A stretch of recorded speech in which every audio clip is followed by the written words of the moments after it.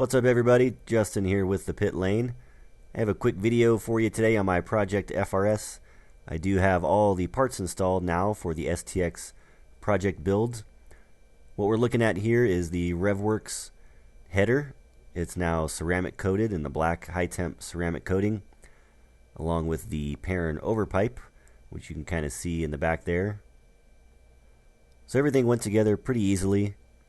No real issues to speak of. The fitment with the overpipe and the midpipe can be a little bit tricky when you're putting it back together, but no big deal in the end. And everything came out looking really nice. I love the black ceramic coating. I've done that on turbocharged cars I've had in the past on downpipes and turbine housings and things like that. But anyways, moving on to the middle of the car here, we can see where the overpipe connects up to the Burke high flow cat and midpipe.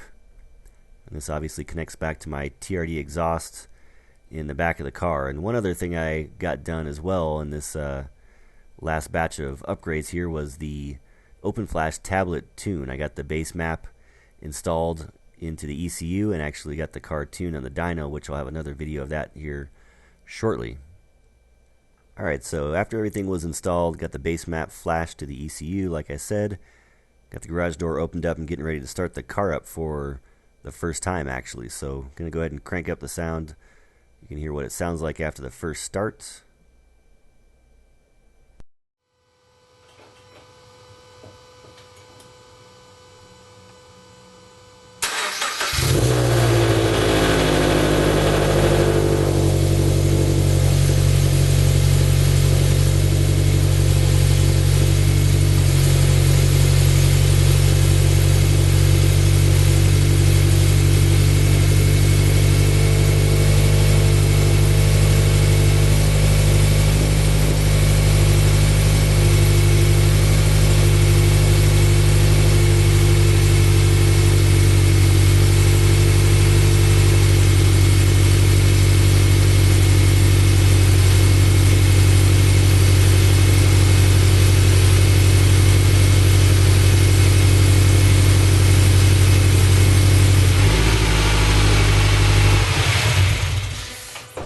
So a bit of a scary moment there initially, as I didn't realize why there was all kinds of smoke coming out of the hood of my car, and there was also a lot of smoke coming out of the tailpipes of the exhaust. But then after a moment I realized it was just the ceramic coating burning off the inside and the outside of the headers and the overpipe. So not a big deal, no damage was done. After thinking about it for a minute, I remembered this happening on my other cars where I've done ceramic coatings as well, and it's just been so long I had forgotten. So got everything burned off. Didn't smell too good, a little bit toxic. As you see, I'm taking a little bit of an air break outside as it was a little smoky out there in the front of the garage.